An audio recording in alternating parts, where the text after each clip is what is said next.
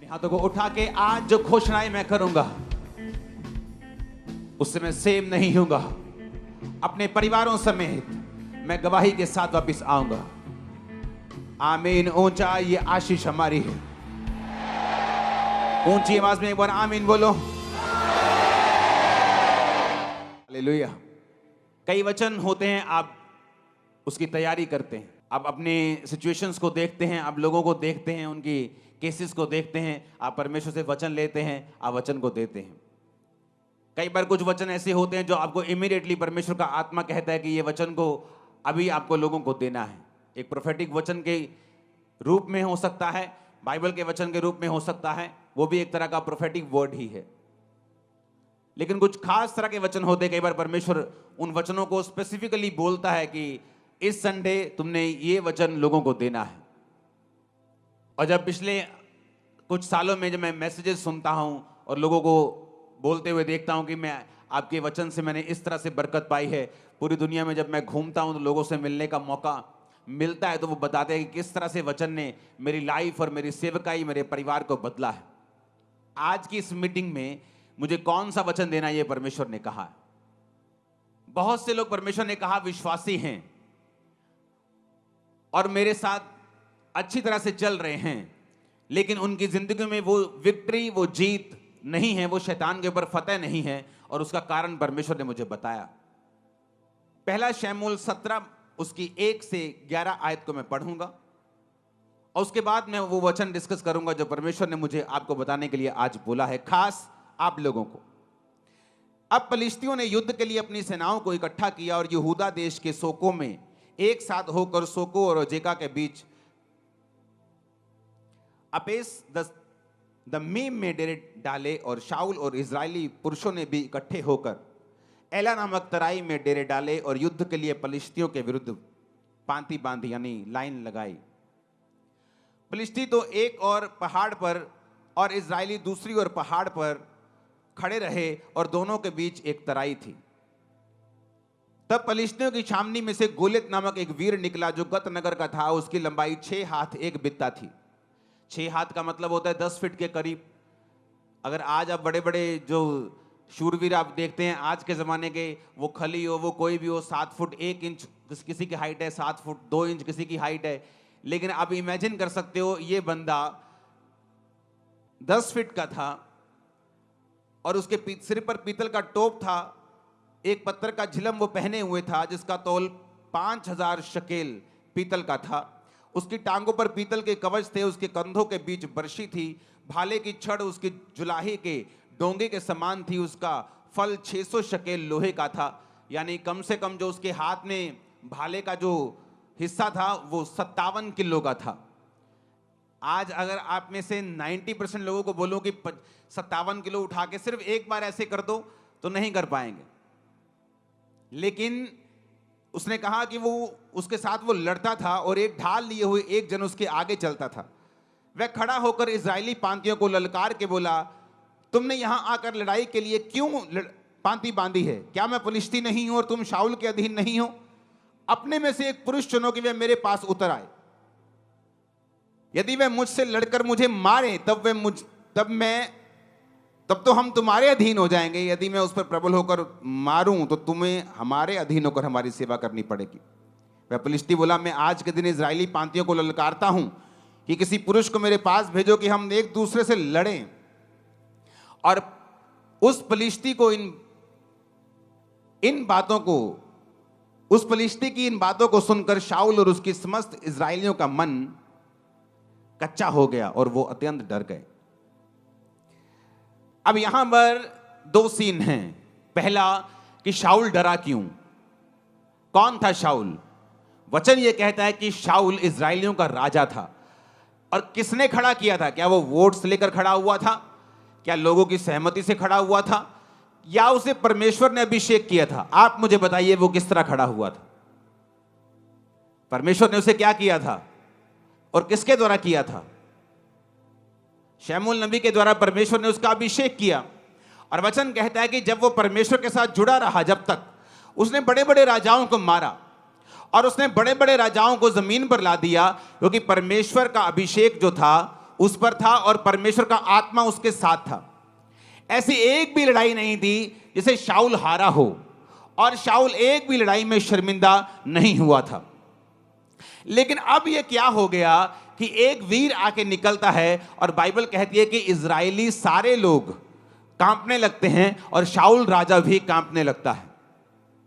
ऐसा क्या हुआ कि यह कांपने लगा? क्योंकि वचन कहता है कि परमेश्वर के वचन पर चलते चलते शाऊल परमेश्वर के वचन से हटा। उसने परमेश्वर की आज्ञाओं को मानना छोड़ दिया, अधूरी अधूरी आज्ञाओं को मानने लगा, अपने फायदे की आज्ञाओं को मानने लगा, परमेश्वर के साथ अपने संबंधों को तोड़ दिया। और इसीलिए बात गोलियत की नहीं थी, बात यह नहीं थी कि एक 10 फुट का बंदा 50-60 किलो की जुलाहे की डोंगी भाला बर्छा लेके उसके सामने खड़ा है और बड़ा लंबा और चौड़ा है और सैकड़ों किलो का है। बात यह नहीं थी। शाऊल ने पहले भी उसके जैसे बड़े लोगों को मारा था, बड़े राजाओं की उसने सिट्टी बिट्टी गुम की होगी, लेकिन अब ऐसा क्या हो गया कि अब वो उस गोले से डर रहा है। बात यह है, जब एक इंसान परमेश्वर से हट जाता है, जब एक इंसान परमेश्वर की आज्ञाओं में बना नहीं रहता है, वो पाप करता है, मूर्ति पूजा करे या वो व्यभिचारों में जाए, किसी पाप में जाए, परमेश्वर से हट जाए, प्रार्थना खत्म कर दे अपनी लाइफ की, तो वचन ये कहता है कि जो अथॉरिटी होती है, एक अथॉरिटी होती है शरीर की। आपको किसी गांव का सरपंच बना दिया, आपके पास अथॉरिटी है, आप उस अधिकार से काम कर सकते हैं। लेकिन वचन कहता है कि हमारा जो राज्य है वो तो आत्मिक है। एक अथॉरिटी होती है आत्मिक। जब एक व्यक्ति परमेश्वर के वचन पे चलता रहता है तो वो क्या नोटिस करता है कि उसकी जिंदगी में एक अजीब सी दलेरी है जो उसके अंदर रहती है। वो किसी मनुष्य से नहीं डरता, वो किसी चीज से नहीं डर लगता उसको। ये बात नहीं कि बिल्कुल डर लगता ही नहीं, वो फियरलेस है। बाइबल कहती है दाऊद भी डरता था, और वचन कहता है जब आप भजन संहिता 46 पढ़ते हैं, उसने कहा मैं नहीं डरूंगा क्योंकि यहोवा मेरे संग है। डर उसके मन में था, लेकिन वचन कहता है कि वो अंगीकार ये करता था कि मैं नहीं डरूंगा क्योंकि यहोवा मेरे संग है।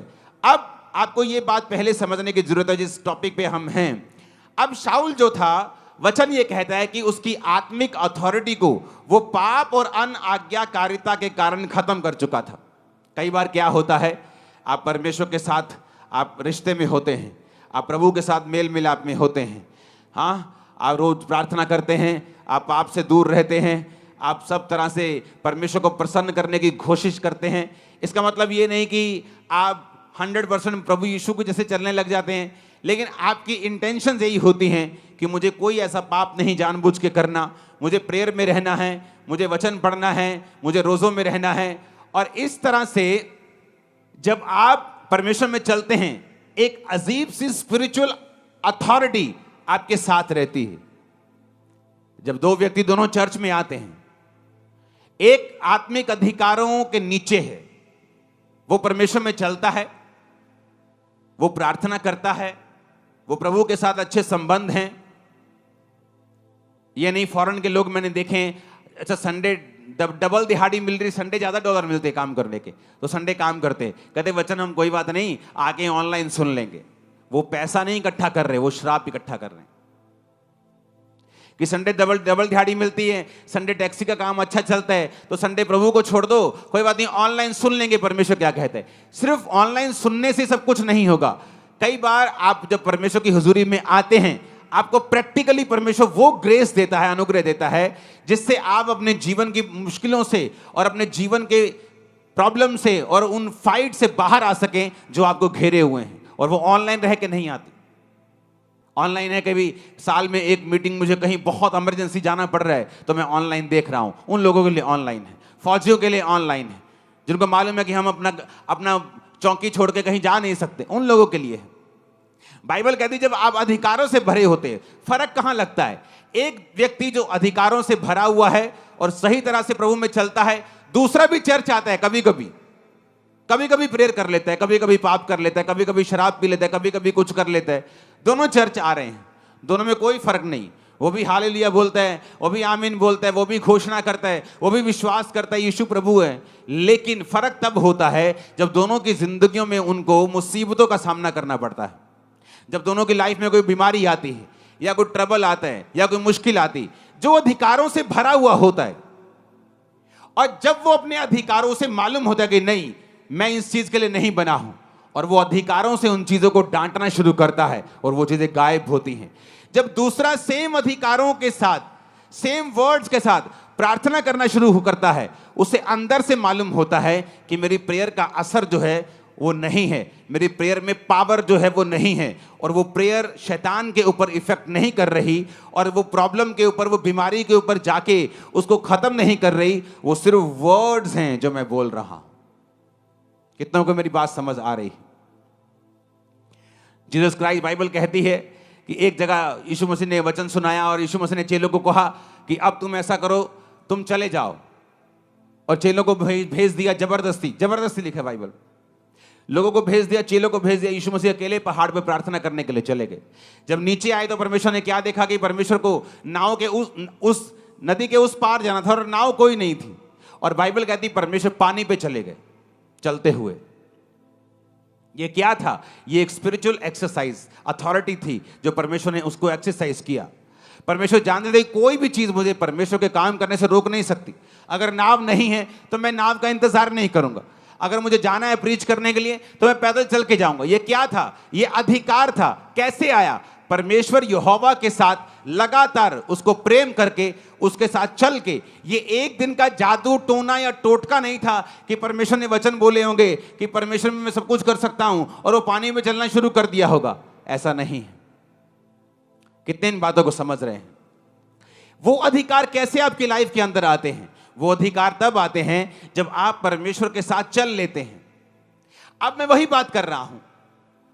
जब दाऊद ने इसको देखा, पहला शमूएल 17 उसकी 22 से 27 में लिखा है कि दाऊद वहां पहुंचा। कैसे पहुंचा?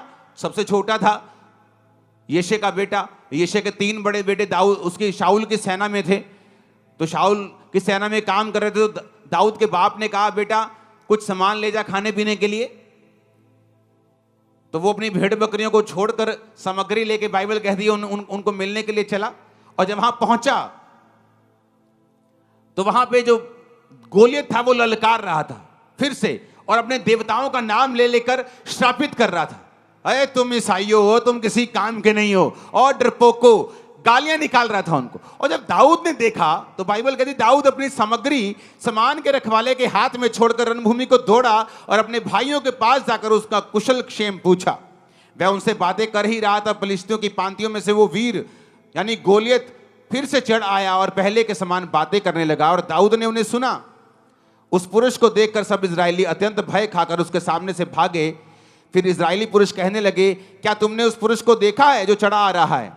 निश्चय वह इजरायलियों को ललकारने को चढ़ा आता है, और जो कोई उसे मारेगा राजा उसे धन देगा, अपनी बेटी का विवाह उससे कर देगा, उसके घराने को इजराइल में कर रहित यानी स्वतंत्र मतलब कि टैक्स फ्री कर देगा। उसे कोई इनकम टैक्स नहीं देना है, कोई सेल टैक्स नहीं देना है। दाऊद कहता है ये तो बड़ी जबरदस्त बात है।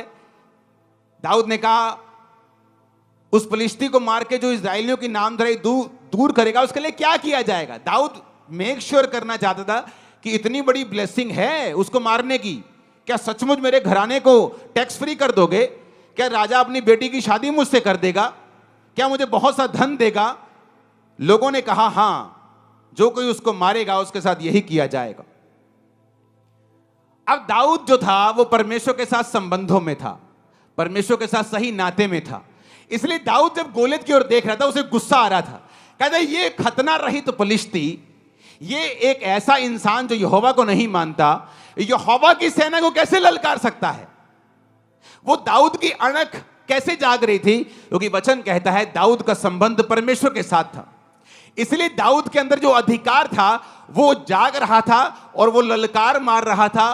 पंजाबी के अंदर छाला मार रहा से अंदर कि ऐसा किमें हो सकता है कि ये बंदा परमेश्वर की सेना नू ललकारे और असी चुप करके बैठे रहिए।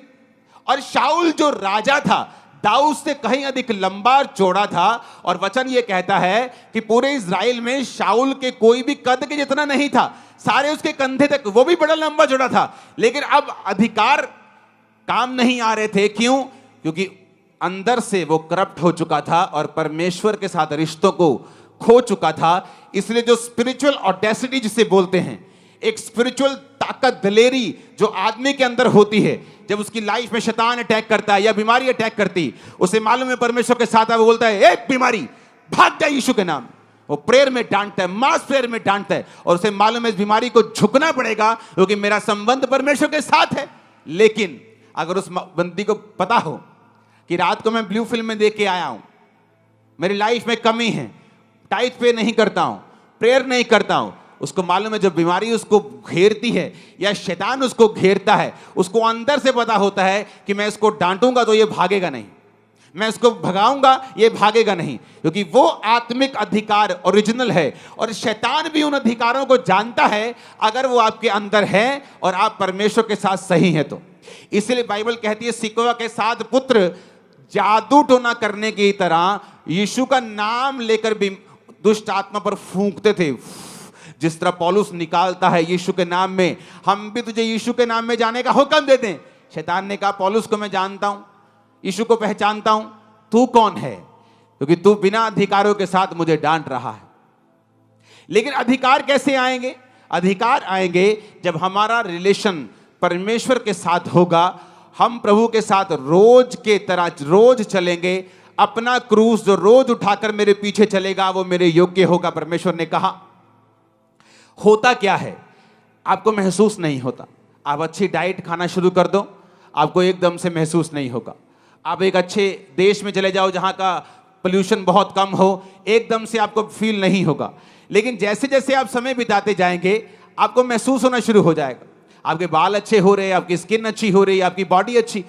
आपको बाद में मालूम होगा कि ये पोल्यूशन फ्री देश है, यहाँ पोल्यूशन कम है और आपकी बॉडी अच्छा रिस्पॉन्स कर रही है। धीरे धीरे आपको मालूम होना शुरू होता है, एकदम से नहीं। आत्मिक अधिकार भी उसी तरह से है। जब आप प्रभु के साथ चलना शुरू करते हैं, प्रेयर शुरू करते हैं, आप संडे प्रभु के घर में हैं, कुछ भी हो जाए, कोई लालच हो, दुगना पैसा दे, चुगना पैसा दे, कोई डराए, कोई धमकाए, कोई आपका रिश्तेदार शादी रख ले, लेकिन आप संडे चर्च में हैं, ये आपके अंदर अथॉरिटी को इकट्ठा करता रहता है। ग्रेस इकट्ठी होती रहती है और जब समय आता है मुश्किल का, ये काम आते हैं। हाथों को उठा के हालेलुया बोलो। कितने इन बातों को समझ रहे हैं? मैं यही बात पूछ रहा हूं, ऐसा क्या था दाऊद में कि वो दलेरी दिखा रहा था, और ऐसा क्या नहीं था शाऊल में कि वो दलेरी दिखा नहीं पा रहा था? बात ये थी, दाऊद परमेश्वर के साथ जुड़ा हुआ था और शाऊल परमेश्वर से हट चुका था। तो पहला स्टेप आपका क्या होना चाहिए? अगर आपको मालूम है कि आपकी लाइफ का गोलियत है, लोगों को मालूम है कि आपके फैमिली में ये ट्रबल है, आपकी फैमिली में मौत का आत्मा काम कर रहा है, कभी बाप मर रहा है, माँ मर रही है, माँ बीमार है, अभी चाची बीमार है, अभी ताया बीमार है, आपको मालूम है कि आपकी फैमिली में गोलियत अटैक कर रहा है, आपकी अनसर्टेन टाइम पे डेथ हो रही है, जवान लोग बीमार हो रहे हैं, जवान लोग मर रहे हैं, तो आपको ये मालूम होना चाहिए कि गोलियत आपके परिवार के सामने खड़ा है। अब होगा क्या? अब रोने से कुछ नहीं होगा, चिल्लाने से कुछ नहीं होगा, बाइबल के वचनों को जादू टोने की तरह टोटका बना के बोलने से कुछ नहीं होगा, जब तक आपका अपना संबंध परमेश्वर के साथ सही नहीं होगा। हालेलुया। और जब आपका संबंध परमेश्वर के साथ सही होने लगता है, आपके अंदर अधिकार आने लगते हैं, और ये प्रैक्टिकली ही मालूम हो सकता है। जैसे मैं आपको बोलूं कि अगर आप ये खाएंगे तो आपके अंदर ताकत आने लगेगी, तो अभी आपको ताकत महसूस ना हो, लेकिन जब ताकत आएगी, अब मैं बोलूंगा क्या ताकत दिख सकती है? तुम्हें ताकतवर महसूस हो रहा है, क्या तुम दिखा सकते हो? आप बोलोगे मैं दिखा नहीं सकता, लेकिन मैं महसूस कर रहा हूं कि मैं ताकतवर हूं। आत्मिक चीजें भी ऐसी हैं, अब मैं आपको दिखा नहीं सकता कि वो आत्मिक वो दलेरी क्या है। एक बीमारी के सामने जब आप खड़े होते हैं, वो दलेरी कैसे फील होती है, मैं आपको बता नहीं सकता, लेकिन आप अगर इन्हीं चीजों को फॉलो करेंगे, आप भी महसूस कर सकते हैं उस ताकत को, उस अथॉरिटी को, उस दलेरी को जो आत्मिक रूप से परमेश्वर आपको देता है जब आप परमेश्वर के साथ चलने लगते हैं। हालेलुया। कितने इन बातों को समझ रहे हैं? अब बाइबल कहती है, दाऊद ने शाऊल से कहा, किसी मनुष्य का मन कच्चा ना हो, तेरा दास जाकर उस फिलिस्ती से लड़ेगा। शाऊल ने दाऊद से कहा, तू जाकर उस फिलिस्ती के विरुद्ध युद्ध नहीं कर सकता, क्योंकि तू लड़का है और वो लड़कपन से योद्धा है। शाऊल ने कहा, तो वो भी बच्चा है और वो अपने बचपन से युद्ध कर रहा है, तुम्हें जमीन आसमान का फर्क है। दाऊद ने शाऊल से कहा, तेरा दास अपने पिता की भेड़ बकरी जब चराता था और कोई शेर या भालू झुंड में से मेमना उठा ले जाता था, तब मैं उसका पीछा करके उसके मारता और मेमने को उसके मुंह से छुड़ा लेता। और जब वह मुझ पर हमला करता तब मैं उसके बालों को पकड़कर उसे मार डालता था। तेरे दास ने सिंह और बालू दोनों को मारा है और यह खतना रहित पलिश्ती उनके समान हो जाएगा। अब आ गया दूसरा टाइम। पहला क्या? पहला, गोलियत क्यों नहीं मरता, लाइफ की मुश्किलें क्यों नहीं जाती। मैं बड़ा हैरान था जब लोगों से मिलने का मौका मिलता है, 80% लोग आकर बोलते हैं मुझे आत्मा में बढ़ना है, मैं आत्मा में बढ़ना चाहती हूं। प्रेयर कितनी करते हो? 10 मिनट। अब ये वो हिसाब हो गया, कोई आगे बोले मैं जी ओलंपिक बॉडी बिल्डर बनना चाहता हूं, ओलंपिक लेवल का। एक्सरसाइज कितनी करते हो? हाँ जी 5 मिनट। अपने दिमाग हमारे सेट, हम सेंस में क्यों नहीं, हम नॉनसेंस बातें क्यों करने लगते हैं। हमें आत्मा में बढ़ना है और हमारी 2.5 घंटे प्रेयर नहीं है। आपको क्या लगता है हम आत्मा में बढ़ जाएंगे? यीशु ने कहा दुष्ट आत्मा भी विश्वास करती है और थर थराती है कि यीशु खुदा है। तुम भी तो विश्वास करते हो और थर थराते हो, तो तुम में और दुष्ट आत्मा में फर्क क्या है? तुम में और दुष्ट आत्मा में यही फर्क है कि दुष्ट आत्मा कर्म नहीं करती, तुम भी कर्म नहीं करते। तुम आत्मा में बढ़ना चाहते हो लेकिन प्रेयर तुम्हारी 0 है, आधा घंटा है।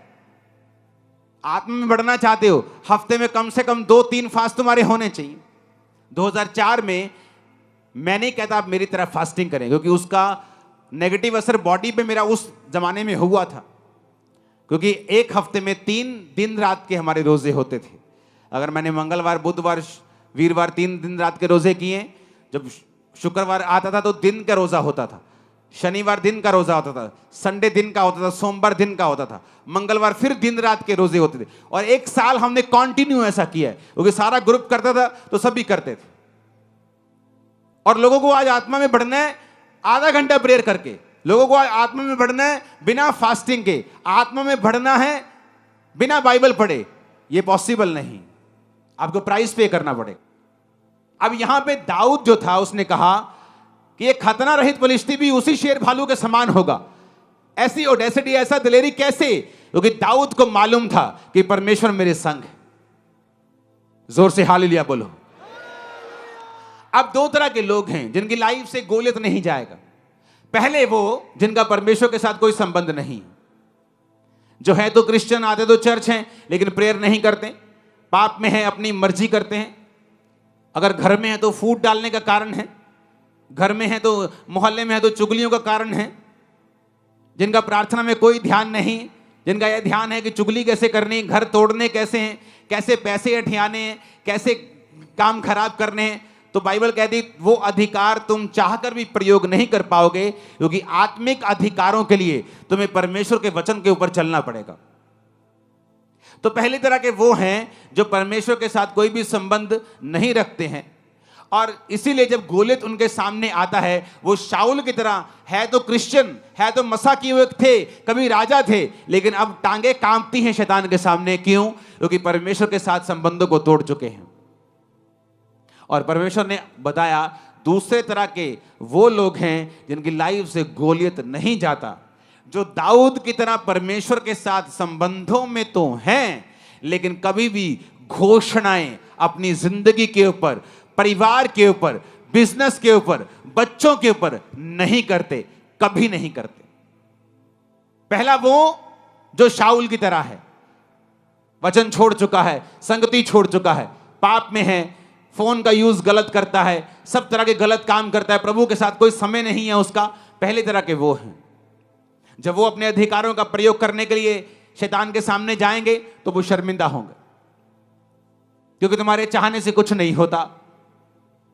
अगर चाहने से सब ठीक हो जाए तो दुनिया में कोई मरे ना, अगर चाहने से सब दुष्ट आत्मा चले जाएं तो दुनिया में कोई भी दुष्ट आत्मा से ग्रसित ना हो, कोई गरीब ना रहे, कोई श्राप में ना रहे। चाहने से कुछ नहीं होता। लाइफ तुम्हें वो नहीं देती जो तुम डिजर्व करते हो, लाइफ तुम्हें वो देती है जिसके लिए तुम फाइट करते हो। आमीन, हालेलुया। ऊंची आवाज में हालेलुया बोलो। कई बार आप लोग देखते हैं और आप सोचते हैं कि यार ये आदमी नाटा सा है, इसकी वाइफ कितनी अच्छी है। ये इसका हस्बैंड कितना अच्छा है, क्योंकि उन्होंने उन चीजों के ऊपर अपने अधिकारों का प्रयोग किया है, कब्जा किया है, श्रापों को डांटा है, प्रेयर की है, प्रभु से इंटरवेंशन मांगी है, प्रभु से मध्यस्थता मांगी कि परमेश्वर तू दखल दे हमारे जीवनों में। इसलिए कहा जाता है कि आप वो नहीं पाते जो आप डिजर्व करते हैं। कितनी ऐसे लेडीज होंगी, बहनें होंगी जो सुंदर हैं, गुड कैरेक्टर की हैं, लेकिन मैरिड लाइफ में कभी सेटल नहीं होती। क्या वो डिजर्विंग नहीं है? उनसे कम पढ़ी लिखी, कम सुंदर, अच्छे हस्बैंड को पाके बैठी, क्योंकि लाइफ आपको वो नहीं देती जो आप डिजर्व करते हैं। लाइफ आपको वो देती है जिसके लिए आप लड़ते हैं, फाइट करते हैं। आज आपके घुटनों में ताकत आएगी लड़ने की, यीशु मसीह के नाम में। मैंने कहा आपके गलों में ताकत आएगी आत्मिक यीशु के नाम में। आमीन ऊंचा चाहिए। तो पहली तरह के लोग आपको समझ आ गए, क्योंकि अगले 4 हफ्तों तक हम डिक्लेरेशन करेंगे, लेकिन उससे पहले मैं ये चाहता हूं कि हम सेटल हो जाएं आत्मा में, हम चीजों को समझ जाएं, क्योंकि अगले 4 हफ्ते जब डिक्लेरेशन के साथ प्रार्थनाएं होंगी, मैं आपको बता रहा हूं, मैंने हेवन को आपकी लाइफ के ऊपर ओपन होते हुए, शैतान के गढ़ों को टूटते हुए, गोलियत को आपके पांव पर गिरते हुए, बड़े बड़े गोलियत को गिरते हुए, आपकी लाइफ में सब रुके कामों को निकलते हुए मैंने देखा है। मैंने सब मौत की आत्माओं को आपके कदमों में झुकते हुए देखा है, एक्सीडेंट को कैंसिल होते हुए देखा है, डाइवोर्स को कैंसिल होते हुए देखा है, बीमारियों को निकलते हुए देखा है। आमीन। मेरे को खड़कने वाला चाहिए शैतान के खाना।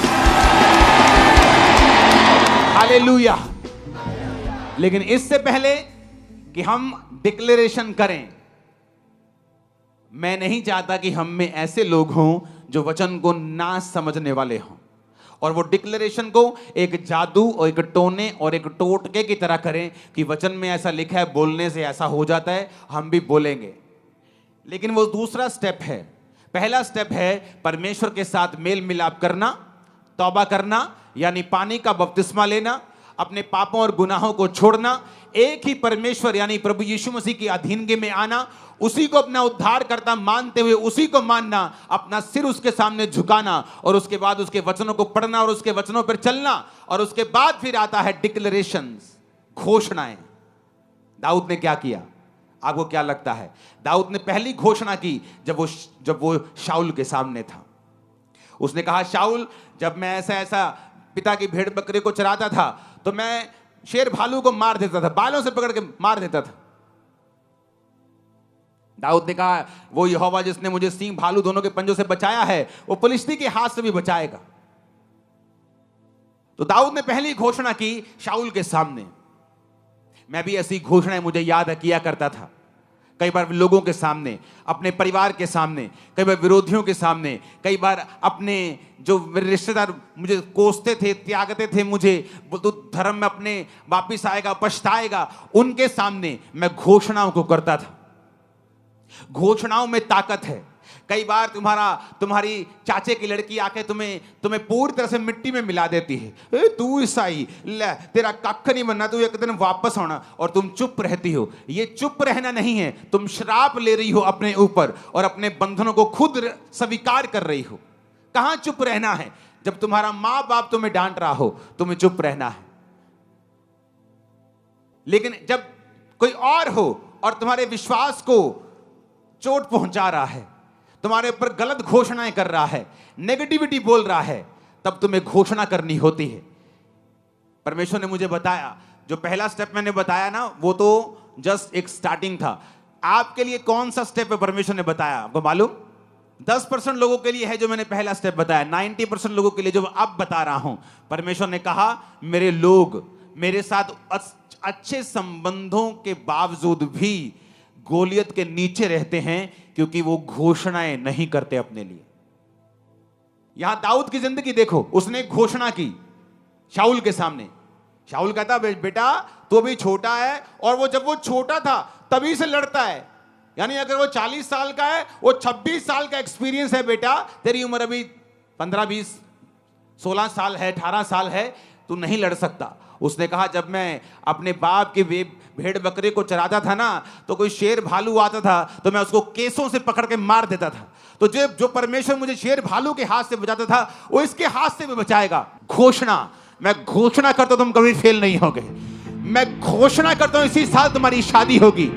मैं घोषणा करता हूं तुम फाइनेंशियली ब्लेस्ड होगे। मैं घोषणा करता हूं तुम डर की आत्मा के नीचे नहीं जियोगे। आमीन ऊंचे वाला चाहिए। आप मेरी बात समझ रहे कि नहीं? घोषणा क्या तुम करती हो? क्या तुम करते हो? एक शराबी, पूरा शराबी, टुल्ल वाला शराबी, शराब पीता था, नाली में गिरता था, रोज नाली में गिरता था, रोज घर लेके आते थे। मां क्रिश्चियन थी, कभी कर्ज नहीं किया, बोलती थी मेरा बेटा एक दिन सेवक बनेगा। वो सेवक बना, बड़ा हो गया।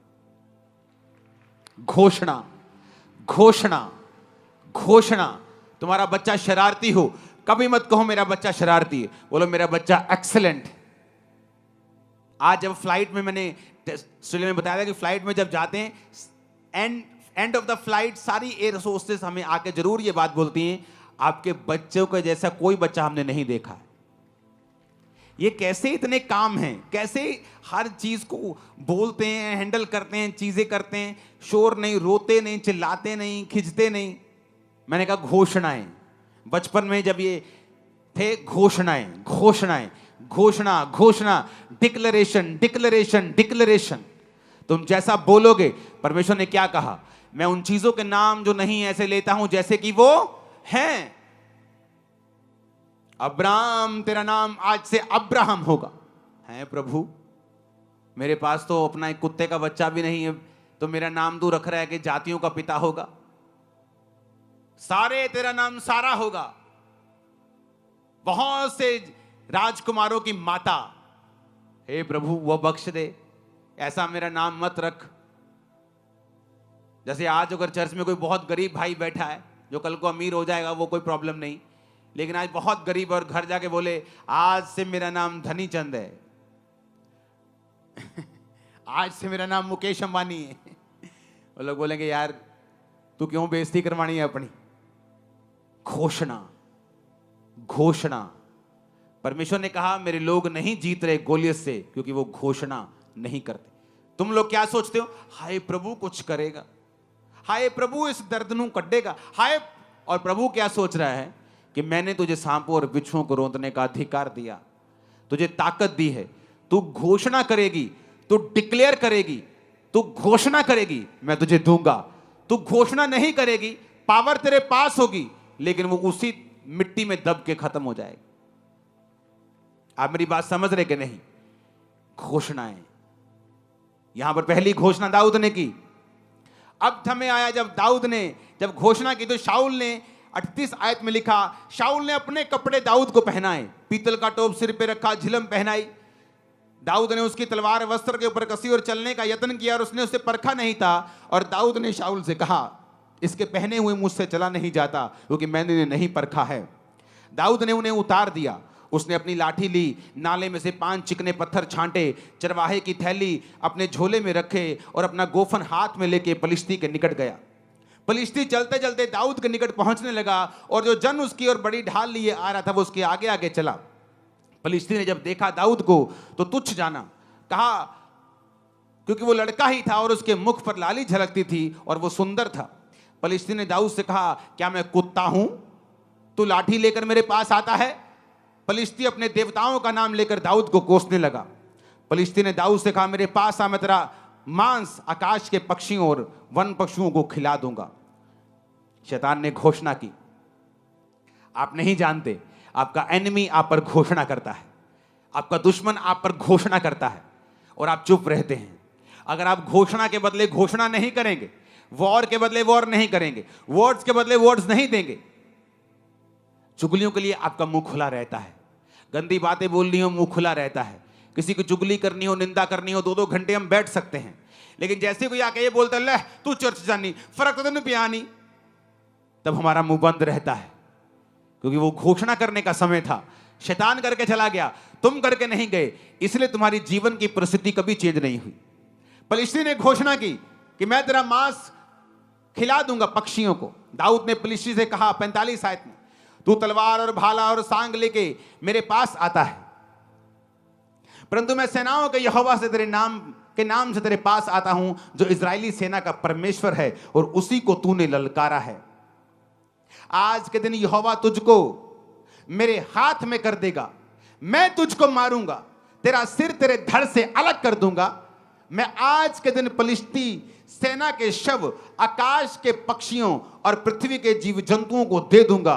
तब समस्त पृथ्वी के लोग जान लेंगे कि इज़राइल में एक परमेश्वर है। जोर से हालेलुया बोलो। दाऊद ने क्या की? अब यहां दूसरी घोषणा की। पहली घोषणा उसने शाऊल के सामने की, दूसरी घोषणा उसने उस गोलियत के सामने की। उसने कहा, तू तलवार लेके मेरे संग आता है, मेरे सामने भाला लेके, ये सामान लेके मेरे सामने आता है, परंतु मैं यहोवा के नाम से तेरे सामने आता हूं। इसलिए उसने एक्सपीरियंस का यूज नहीं किया, अच्छी तलवार नहीं ली। दाऊद को जो परमेश्वर ने सिखाया था उसने उसी पे भरोसा रखा। प्रभु ने उसे सिखाया था, जो भेड़ बकरी को वो चराता था, कि किस तरह से गोफन को चलाना है। परमेश्वर ने उसे सिखाया। कई बार आप दुखी हो जाते हैं, आप बोलते हैं, परमेश्वर मेरे बाकी कजन ब्रदर तो बड़ा ऐश करते हैं, मेरी बाकी सहेलियां तो बड़ा ऐश करती, शादियों में भी जाती हैं, घूमती फिरती, सब कुछ करती, मैं ऐसा क्यों नहीं कर सकता, मैं ऐसा क्यों नहीं कर सकती। दाऊद भी कह सकता था, जब उसके भाई तो सेना में ऐश करते थे, पक्का पाप में थे, इसलिए परमेश्वर ने उनको मसा नहीं किया। पक्का पाप में थे, दोबारा कंफर्म हो गया जब गोलियत के सामने उनके पांव कांपने लगे। एक व्यक्ति जो आत्मा में भरा होता है, शैतान के सामने उसके पांव नहीं कांपते, शैतान के कांपेंगे, और कांपते जिस तरह आज आपके सामने शैतान के कांप रहे हैं। उनके पक्का पाप उनके सामने आ रहे थे। कोई किसी के पांव नहीं कांपते जो पवित्र आत्मा से भरा हुआ होता है। डर उस पर अटैक कर सकता है, लेकिन उसका हल यह है, वो डिक्लेयर करता है।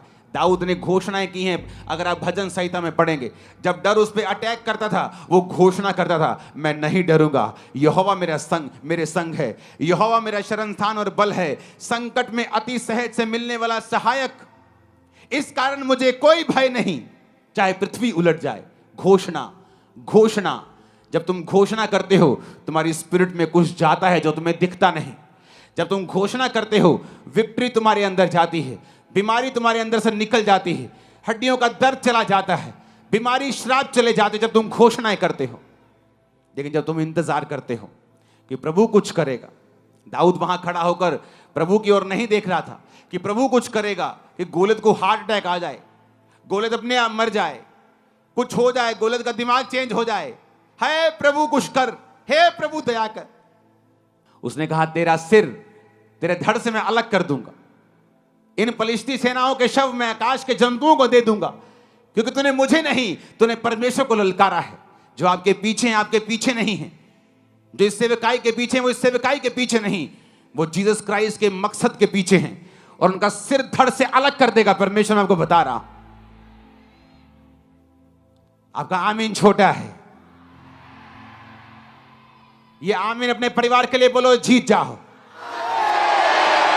फाइनेंस के लिए बोलो और जीत जाओ। शरीर के लिए बोलो और चंगाई को पा जाओ। दिमाग से डिप्रेशन को हटा दो, आमीन बोल के। आमीन बोलो, रास्तों को साफ कर लो। आमीन बोलो, शैतान को हरा दो। जादू करने की आत्मा और सब को खत्म कर दो, आमीन बोल के। हालेलुया। दाऊद ने फिर डिक्लेरेशन की, फिर घोषणा की।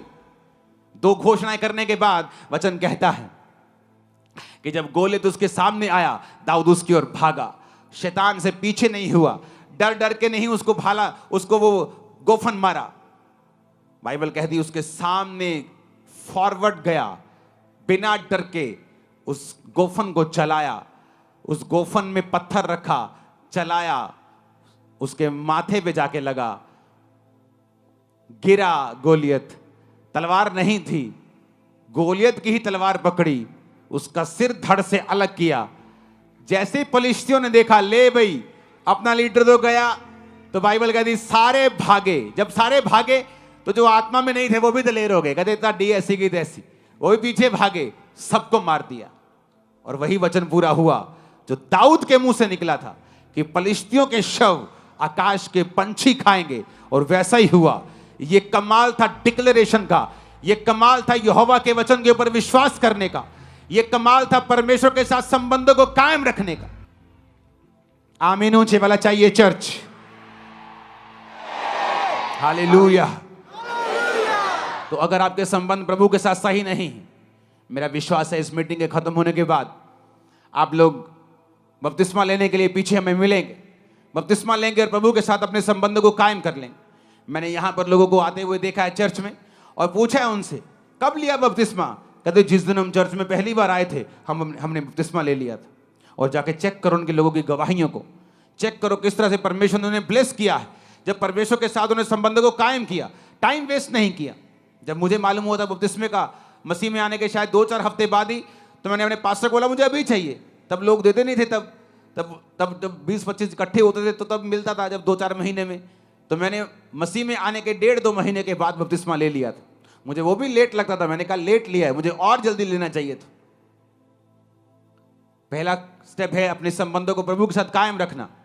आत्मिक जो रूल्स रेगुलेशंस हैं, वचन पढ़ना, प्रार्थना करना, संडे प्रभु के घर में आना, प्रभु के भवन में लगाए जाना, सेवा में हिस्सों को देना, सेवा करना, इवेंजलिज्म टीम का हिस्सा बनना, बोना, प्रार्थना करना, अपनी सेवकाई के लिए अगुओं के लिए प्रार्थना करना। जब आप इन हिस्सों में शामिल हो जाते हैं उसके बाद आपके अंदर अथॉरिटी आनी शुरू हो जाती है, आपको महसूस हो या ना हो।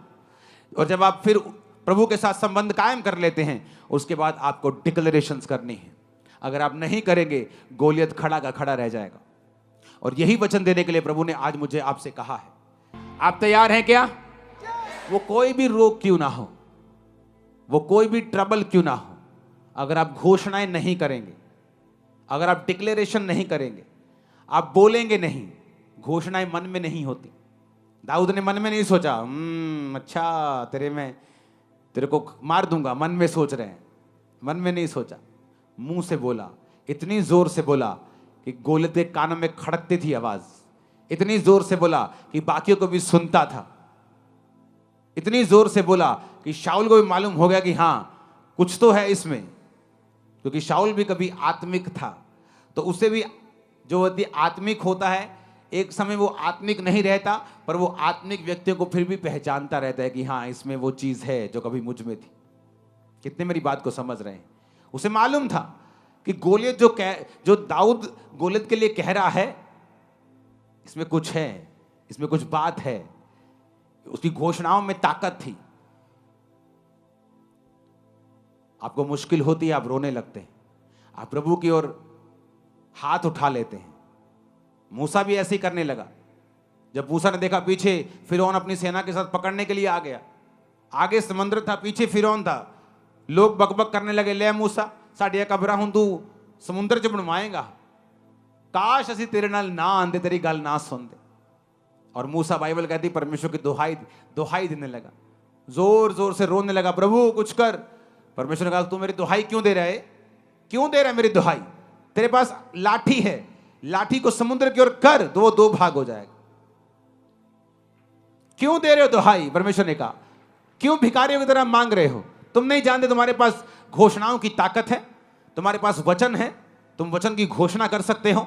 लेकिन प्रॉब्लम यह है, इसको जादू टोने और टोटके की तरह हम नहीं बोल सकते जब तक हमारे संबंध परमेश्वर के साथ सही नहीं।